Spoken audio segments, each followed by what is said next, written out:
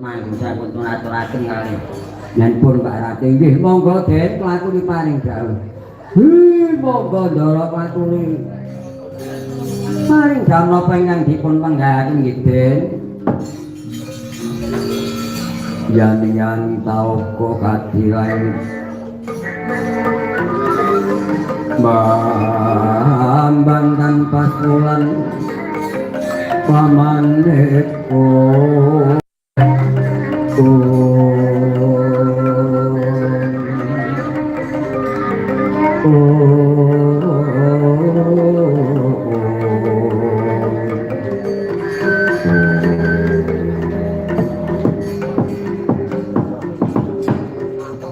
Kadang Semar wonten menapa nggih Den rumaos bingarasing manah kula sareng Ndara sampun kersa paring dawuh menapa ing dipun penggalaken Ndara.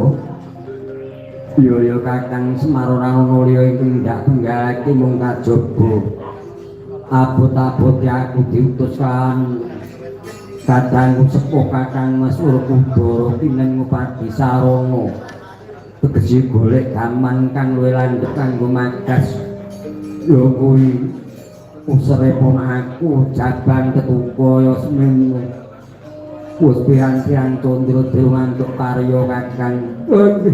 Kula nggih tumpun dereng muji mugi-mugi Gusti tansah panupadang dhateng Ndara kula Werkudara kandhara rimbinipun menggalaken putranipun. Ya kula dina iki ayo tak kanthi munggah ngoputak ing gunung Palasa kata nyuwun marang Bathara Karben ingkang pepadang antuk gaman kinaya makat siripana aku seteku kowe nggih.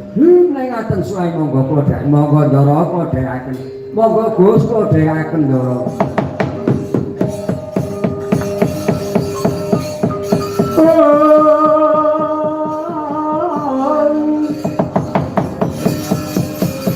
Yang lain kalian agar pandamuncar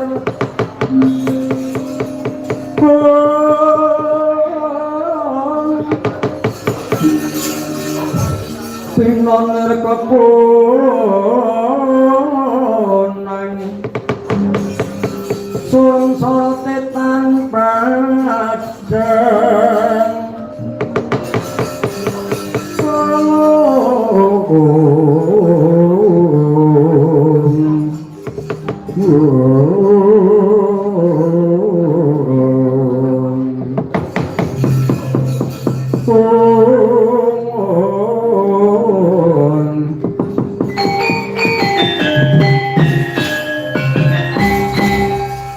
kokono sang permadi sigra nyasak wanasa begitingan rota pasiwal dadi tanpa mantring go bayampak dumugi madya kendha catur madya becik tengah gendha dalan catur papat wonten tengah marga catur kacekuthak lan peng para padha saking garing giling wesi giling-giling sipating ngreksa sesaran mambet gandane sah jaeng katon pating dongok pating jiat yaya jangan mambet sing sedawa